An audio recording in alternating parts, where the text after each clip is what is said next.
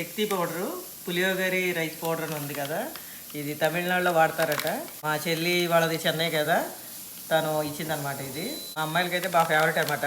పిన్ని చేస్తుంది, బాగుంటుంది అంటారు. ఇందులోనే తాలింపు అన్ని వేసేసి ఉంటాయి అనమాట. ఇవి చూస్తున్నా కదా, కనిపిస్తున్నాయి కదా, పువ్వులు కూడా ఉన్నాయి. అన్నీ ఇందులోనే ఉంటాయి. జస్ట్ మనం ఇది ఆయిల్లో ఈ పొడిని వేయించి అన్నంలో కలిపేసుకోవడమే. వేడెక్కింది. యాక్చువల్గా తాలింపు వేయాల్సిన అవసరం లేదు, అన్నీ అందులోనే ఉన్నాయి.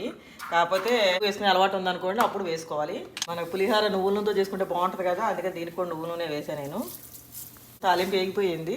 ఇప్పుడు ఈ పొడి వేస్తున్నాను. ఈ పొడి జస్ట్ వేసేసి స్టవ్ ఆఫ్ వేస్తే సరిపోద్ది. మన అన్నం క్వాంటిటీని బట్టి వేసుకోవడమే. ఉదయం వండింది కానీ రాత్రి వండింది మిగిలింది ఉంటుంది కదా, మిగిలిన రైస్తో కూడా చేసుకోవచ్చు. పొడి వేసేసాక రైస్ వేసేసి కలిపేయటమే. ఓకే, ఇలాగా కలిపేసుకోవటమే. ఓకే, రెడీ అయిపోయింది.